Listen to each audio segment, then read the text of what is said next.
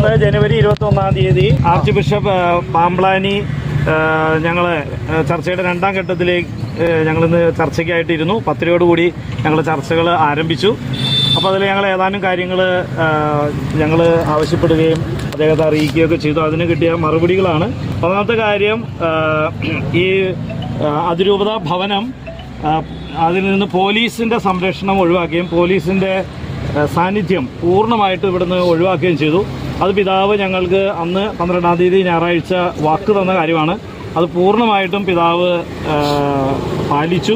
അതിൽ ഞങ്ങൾ ആർച്ച് ബിഷപ്പിനെ വളരെയധികം അഭിനന്ദിക്കുകയും അത് വിശ്വാസം, പരസ്പരമുള്ള വിശ്വാസം ആർജിക്കുന്നതിൽ ഒരു വലിയ സ്റ്റെപ്പായിട്ട് ഞങ്ങൾ കണക്കാക്കുന്നു. രണ്ടാമത്തെ കാര്യം, ഈ പോലീസ് അട്രോസിറ്റി ഇവിടെ നടന്ന ജനുവരി 11 ശനിയാഴ്ച രാവിലെയുള്ള സമയത്ത് ഈ ഭവനം മുഴുവൻ CCTV കൊണ്ട് കവർ ചെയ്തിരിക്കുന്നതാണ്. അതിൻ്റെ CCTV ദൃശ്യങ്ങൾ ഞാൻ വ്യക്തിപരമായിട്ട് താൽക്കാലികമായി വീണ്ടും വികാരി ജനറലായി നിയമിക്കപ്പെട്ട ജേക്കബ് പാലക്കപ്പള്ളി അച്ഛനോട് ഞാൻ ആവശ്യപ്പെട്ട് കൂരിയ മുമ്പാകെ ഞാൻ 14-ാം തീയതി കത്ത് നൽകിയിരുന്നു. കാരണം ഏതാനും ദിവസങ്ങൾ കഴിഞ്ഞാൽ അത് മാഞ്ഞു പോകാം. അപ്പോൾ അതുകൊണ്ട് ഇത് വളരെ ഗൗരവമുള്ള വിഷയമാണ്. ഈ വിഷയത്തിൽ എനിക്ക് ഈ ആക്രമണം നേരിട്ട 21 വൈദികർക്കും നീതി നടത്തി കിട്ടേണ്ടതും നീതി ലഭിക്കാൻ സഹായിക്കേണ്ട ഉത്തരവാദിത്വമുള്ള ആളാണ് വികാരി ജനറലായ പാലക്കപ്പള്ളി. അപ്പോൾ അതുകൊണ്ട് എത്രയും പെട്ടെന്ന് ഇതിന് മറുപടി തരണമെന്നും ഇനി സാങ്കേതികമായ എന്തെങ്കിലും തടസ്സമുണ്ടെങ്കിൽ അതിന് സഹായം, ഇതെല്ലാം പറഞ്ഞാണ് ഈ കത്ത് ഞാൻ കൊടുത്തത്. പക്ഷേ ഇങ്ങനെ ഒരു കത്ത് കിട്ടിയ കാര്യം ഈ താൽക്കാലികമായ വികാരി ജനറലായ പാലക്കപ്പള്ളി അച്ഛൻ പിതാവിനെ അറിയിച്ചിട്ടില്ല. ഇതിനെക്കുറിച്ചൊരു മറുപടിയും എനിക്ക് ഇപ്പോഴും കിട്ടിയിട്ടില്ല. ഞങ്ങൾ അല്ലാത്ത രീതിയിൽ മനസ്സിലാക്കുന്നത് ഈ പോലീസ് അട്രോസിറ്റി നടക്കുന്നതിന് തൊട്ട് മുമ്പ് അദ്ദേഹമാണ് അപ്പോൾ ഈ ഭവനത്തിൻ്റെ കമാൻഡർ എന്ന് പറഞ്ഞ ഇൻചാർജ് ഈ CCTVകളെല്ലാം ഓഫ് ചെയ്തു എന്നാണ്. അത് ചിലപ്പോൾ കേടായി എന്നായിരിക്കും പിന്നീട് പറയുക. അങ്ങനെയാണ് ഞങ്ങൾ മനസ്സിലാക്കുന്നത്. ആ ഒരു സിറ്റുവേഷനിലാണ് അവരുടെ ഇൻവോൾവ്മെൻറ്റ് എത്രമാത്രം ഉണ്ടെന്ന് അറിയാനും കൂടി വേണ്ടിയാണ് ഇങ്ങനെ ഒരു അപേക്ഷ കൊടുത്തത്. അപ്പോൾ അതിനെക്കുറിച്ച് അന്വേഷിച്ചിട്ട് പിതാവ് അത് ഉണ്ടെങ്കിൽ ലഭ്യമാക്കാമെന്ന് പിതാവ് പറഞ്ഞിട്ടുണ്ട്. ബസിലിക്കയിൽ ഉള്ള കൺഫ്യൂഷൻസ്, ഈ ബസിലിക്ക പള്ളിയിൽ ബോസ്കോ പിതാവ് ഇറങ്ങിപ്പോകുന്നതിന് തൊട്ട് മുമ്പ് 2 കൈക്കാരന്മാരെ നിയമിച്ചതുമായി ബന്ധപ്പെട്ട് അഡ്മിനിസ്ട്രേറ്റീവ് ആയിട്ടുള്ള ഒരുപാട് തടസ്സങ്ങൾ, ഒരുപാട് കൺഫ്യൂഷൻസ് ഇവിടെ ഉണ്ടായിട്ടുണ്ട്. അതിനെ സംബന്ധിച്ച് ബസിലിക്കയുടെ ചാർജുള്ള മണവാളനച്ഛനെ വിളിച്ച് പിതാവ് ചർച്ച ചെയ്തു. അതുപോലെ തൃപ്പൂണിത്തുറ ഫൊറോന വികാരി ജോഷി വേഴപ്പറമ്പലച്ഛനെ വിളിച്ച് ഇന്നലെ ചർച്ച ചെയ്തു. അവരുമായിട്ടുള്ള പ്രശ്നങ്ങൾ അത് ചർച്ച ചെയ്ത് അത് പരിഹരിക്കും. പാരലൽ അഡ്മിനിസ്ട്രേഷൻ ഈ പള്ളികളിലൊന്നും അനുവദിക്കില്ല എന്ന് പിതാവ് അസേർട്ട് ചെയ്ത് പറഞ്ഞിട്ടുണ്ട്. അത് അവരോട് കൂടുതൽ സംഭാഷണങ്ങളിലൂടെ അവിടുത്തെ പ്രശ്നങ്ങൾ പരിഹരിക്കും എന്ന് പറഞ്ഞിട്ടുണ്ട്. എറണാകുളം അങ്കമാലി അതിരൂപതയ്ക്ക് ഇപ്പോൾ ഒരു മെത്രാപ്പോലിത്തൻ വികാരിയുണ്ട്. ആർച്ച് ബിഷപ്പായിട്ട് റാഫേൽ തട്ടിൽ പിതാവുണ്ട്. അപ്പോൾ ഈ തരുണത്തിൽ ഈ രൂപതയുടെ വിഷയങ്ങളിൽ കാക്കനാട് സെൻറ് തോമസ് മൗണ്ടിലെ PRO ഇടപെടേണ്ടതില്ല. കാരണം ഈ പ്രശ്നങ്ങൾ വഷളാക്കാനായിട്ട് ഒരുപാട് നുണകൾ ഈ ദിവസങ്ങളിൽ ഇറങ്ങിയ PROയുടെ പ്രസ്താവനകളിൽ പോലും ഒരുപാട് നുണകളുള്ള കാര്യങ്ങൾ ഞങ്ങൾ വസ്തുതാപരമായിട്ട് ആർച്ച് ബിഷപ്പിനെ അവതരിപ്പിച്ചു. അപ്പോൾ അതുകൊണ്ട് ഈ രൂപതയുടെ വിഷയങ്ങൾ ഈ രൂപതയുടെ PRO അല്ലെങ്കിൽ അഭിമന്യ പിതാവ് തന്നെയാണ് കൈകാര്യം ചെയ്യേണ്ടത് എന്ന് ഞങ്ങൾ പറഞ്ഞു. അതുകൊണ്ട് സെൻറ് തോമസ് മൗണ്ടിലെ PRO അല്ലെങ്കിൽ അവിടെ നിന്ന് മീഡിയ കമ്മീഷൻ ഇതിൽ ഇടപെടേണ്ടതില്ല എന്ന് ഞങ്ങൾ അറിയിക്കുക. അത് പിതാവ് അവരോട് സംസാരിക്കാം, ആ കാര്യങ്ങൾ അവരോട് സംസാരിച്ച് തീരുമാനമാക്കാമെന്ന് പിതാവ് അറിയിച്ചിട്ടുണ്ട്. ഇപ്പോൾ രൂപതയുടെ മെത്രാപ്പോലിത്തൻ വികാരിയായിട്ട് വന്നിരിക്കുന്ന ആർച്ച് ബിഷപ്പ് പാംബ്ലാനി, അദ്ദേഹത്തിന് ലഭിച്ചിരിക്കുന്ന മാൻഡേറ്റ് അനുസരിച്ച് മേജർ ആർച്ച് ബിഷപ്പ് റാഫേൽ തട്ടിലിൻ്റെ സമ്മതം ആവശ്യമാണ്. പ്രധാനപ്പെട്ട തീരുമാനങ്ങളിലെല്ലാം സമ്മതം ആവശ്യമാണ്. മാൻഡേറ്റ് ഈ ദിവസങ്ങളിൽ പ്രസിദ്ധീകരിക്കും എന്നാണ് അദ്ദേഹം പറഞ്ഞത്. അത് ഞങ്ങൾക്കത് പെട്ടെന്ന് അവൈലബിൾ ആക്കണമെന്ന് ഞങ്ങൾ ആഗ്രഹം പ്രകടിപ്പിച്ചിട്ടുണ്ട്.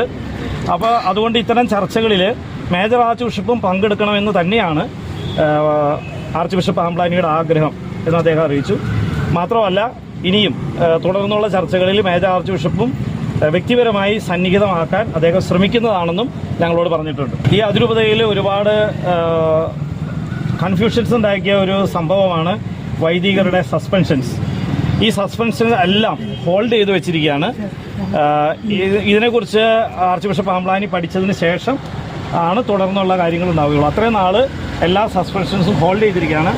അതുമായിട്ട് ബന്ധപ്പെട്ട് ഏതെങ്കിലും വൈദികന് കുദാശ നിർവഹണത്തിൽ എന്തെങ്കിലും തരത്തിൽ തടസ്സങ്ങൾ ഈ രൂപതയിലോ മറ്റു രൂപതകളിൽ പോയിട്ടോ കുദാശ നിർവഹണത്തിന് എന്തെങ്കിലും തടസ്സങ്ങളുണ്ടെങ്കിൽ ആ വൈദികൻ നേരിട്ട് പിതാവിനെ കോൺടാക്റ്റ് ചെയ്താൽ മതി, അദ്ദേഹം അത് പരിഹരിക്കുമെന്നാണ് ഞങ്ങൾക്ക് വാക്ക് തന്നിരിക്കുന്നത്. ഡയലോഗ് അല്ലെങ്കിൽ സംഭാഷണങ്ങളിലൂടെ മാത്രമേ പ്രശ്നങ്ങൾ പരിഹരിക്കാൻ പറ്റൂ എന്ന ഒരു വലിയ വിശ്വാസം പിതാവ് ഞങ്ങളോടും പങ്കുവച്ചു. നമ്മുടെ എല്ലാവരുടെയും വിശ്വാസം അതാണ്. അതുകൊണ്ട് എല്ലാ തട്ടിലും ഉള്ള സംഭാഷണങ്ങൾ തുടരും. ഈ വാതിലുകൾ തുറന്നു കിടക്കും. പിതാവ് ആരോടുമായിട്ടും എവിടെ വെച്ചും സംഭാഷണങ്ങളിൽ ഏർപ്പെടാൻ തയ്യാറാണ് എന്ന് അറിയിച്ചിട്ടുണ്ട്. ട്രാൻസ്ഫർ കമ്മിറ്റി എന്ന ഒരു അജപാലന ഒരു സംവിധാനം ഈ അതിരൂപതയിലുണ്ടായിരുന്നു. അപ്പോൾ അതും ആൻഡ്രൂസ് പിതാവിൻ്റെ സമയത്ത് അത് നിർത്തലാക്കിയിരുന്നു. അപ്പോൾ അതുകൊണ്ട് ഈ കാനോനിക സമിതികളും ഈ ട്രാൻസ്ഫർ കമ്മിറ്റിയും അതും അദ്ദേഹം പരിഗണിക്കാമെന്ന് പറഞ്ഞിട്ടുണ്ട്. അതെല്ലാം നിലവിൽ വന്നതിന് ശേഷം ആയിരിക്കും ജനറൽ ട്രാൻസ്ഫർ ഉണ്ടാകുക. കാരണം ഒരു 10-200 അച്ഛന്മാരെയും അതുപോലെ ഇടവകളെയും ബാധിക്കുന്ന ഒരു കാര്യമാണ്. അപ്പോൾ അതുകൊണ്ട് അത് മെയ് മാസത്തിലേക്ക്, ഈസ്റ്റർ കഴിഞ്ഞിട്ട് മെയ് മാസത്തിലേക്ക് മാറ്റാനായിട്ട് ഞങ്ങൾ ആവശ്യപ്പെട്ടിട്ടുണ്ട്. അത് അദ്ദേഹം സ്വാഗതം ചെയ്തിട്ടുണ്ട്. പക്ഷേ ഈ ദിവസങ്ങളിൽ പട്ടം കിട്ടിയ 16 നവവൈദികർ, ആ നവവൈദികരുടെ അപ്പോയിൻമെൻറ്റ് പുതിയ വന്നതിന് ശേഷം ഉടനെ ഉണ്ടാകുന്നതാണെന്നും അറിയിച്ചിട്ടുണ്ട്. അതിരൂപതയിലെ എല്ലാ വൈദികരെയും 4 സോണുകളായി തിരിച്ച് കണ്ട് സംസാരിക്കുന്നതാണ്. അതുമായി ബന്ധപ്പെട്ട് അതിൻ്റെ ആ മീറ്റിങ്ങിനെ കുറിച്ചും അതുമായി ബന്ധപ്പെട്ട കാര്യങ്ങൾ സംസാരിക്കാനായിട്ട് ഈ അതിരൂപതയെ ആഴത്തിലറിയുന്ന സീനിയർ വൈദികരെ ആദ്യം ആർച്ച് ബിഷപ്പ് കാണുന്നതാണ്. അതിനെ തുടർന്ന് ഈ 4 സോണുകളിലായിട്ട് തിരിച്ച് എല്ലാ വൈദികരെയും കേൾക്കുന്നതാണ്. പുതിയ കൂരിയ നിയമനവുമായി ബന്ധപ്പെട്ട് ഞങ്ങൾ മുന്നോട്ട് വെച്ച നിർദ്ദേശം പിതാവ് ആശയപരമായിട്ട് സ്വാഗതം ചെയ്തു. അതായത് ഈ കഴിഞ്ഞ 2 കൂരിയ, അതായത് ആർച്ച് ബിഷപ്പ് ആൻഡ്രൂസ് താഴത്തും ബിഷപ്പ് ബോസ്കോയും നിയമിച്ച കൂരിയ, ആ നിയമനത്തിൽ ആ കൂരിയയിലെ വ്യക്തികളെ നിയമിക്കുന്നതിന് അവരെടുത്ത മാനദണ്ഡങ്ങൾ ആകരുത് എന്ന് ഞങ്ങൾ നിർദ്ദേശിച്ചു. മറിച്ച് ഈ അതിരൂപതയുടെ സമഗ്രമായ അജപാലന സാഹചര്യം, സമഗ്രമായ അജപാലന നന്മ ഉദ്ദേശിച്ചുള്ള മാനദണ്ഡങ്ങളായിരിക്കണം പുതിയ കൂരിയയെ നിയമിക്കുമ്പോൾ ഉണ്ടാകേണ്ടതെന്ന് ഞങ്ങൾ നിർദ്ദേശിക്കുക. അത് സ്വാഗതം ചെയ്യുകയും ചെയ്തിട്ടുണ്ട്.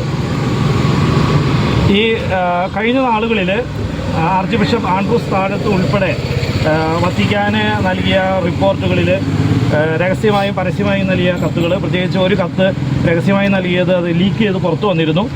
അതിനെ ബേസ് ചെയ്ത് മാർപ്പാപ്പ നൽകിയ വീഡിയോയിൽ വസ്തുതാപരമായ തെറ്റുകൾ കടന്നുകൂടിയിരുന്നു.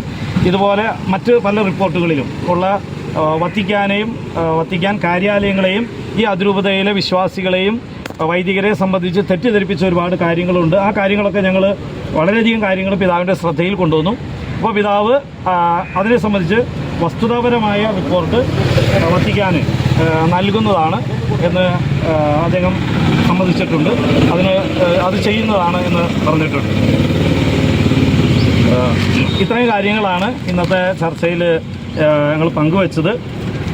കുർബാന വിഷയവുമായി ബന്ധപ്പെട്ട് ഞങ്ങളിപ്പോൾ ചർച്ചകളൊന്നും ചെയ്തില്ല. കാരണം ഈ അതിരൂപതയെ ആകെ അലങ്കോലപ്പെടുത്തിയ കാനോനിക സമിതികളോ ഭരണ സംവിധാനത്തിനെ ആകെ അലങ്കോലപ്പെടുത്തിയ ഒരു സാഹചര്യം ആയതുകൊണ്ട് അതിനെ പുനഃക്രമീകരിച്ച് അതിനെ സ്ഥിരപ്പെടുത്തുക, നല്ലൊരു സംവിധാനം ഈ അതിരൂപതയിൽ വീണ്ടെടുക്കുക എന്നതിലാണ് ഇന്നത്തെ ചർച്ചയ്ക്ക് ഞങ്ങൾ പ്രാമുഖ്യം നൽകിയത്.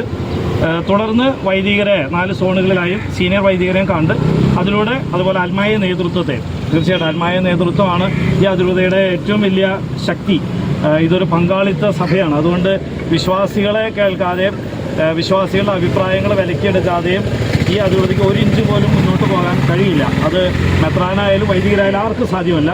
ഇത് എല്ലാവരും തുല്യരായി ഭരണ സംവിധാനത്തിൽ അഭിപ്രായത്തിലും അത് നടപ്പിലാക്കുന്നതിലും തീരുമാനത്തിലും തുല്യ പങ്കാളിത്തമുള്ള സഭയായതുകൊണ്ട് ആ രീതിയിൽ മുന്നോട്ട് പോകുന്നതനുസരിച്ചാണ് കുർബാന വിഷയം പോലുള്ള കാര്യങ്ങൾ ചർച്ച ചെയ്യുകയും അതിൽ തീരുമാനങ്ങൾ പിന്നീട് ഉണ്ടാവുകയും ചെയ്യുള്ളൂ.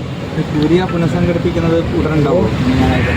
അതായത് കഴിഞ്ഞ ചർച്ചയിൽ പിതാവ് ഞങ്ങൾക്ക് എഴുതി ഒപ്പിട്ട് തന്നൊരു കാര്യം ഞങ്ങളെല്ലാവരും ഒപ്പിട്ടത്. കാരണം ഒരു വിശ്വാസം ബിൽഡപ്പ് ചെയ്യുന്ന ഒരു രീതിയിലാണ് അത് ചെയ്തത്.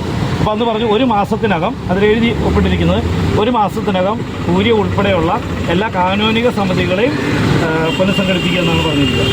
അത് ഞങ്ങൾ വിശ്വസിക്കുന്നു. തീർച്ചയായിട്ടും അത് ചെയ്യാൻ കഴിയും. കാരണം പ്രസ്ബിറ്റർ കൗൺസിൽ കാലാവധി ഇപ്പോഴും കഴിഞ്ഞിട്ടില്ല.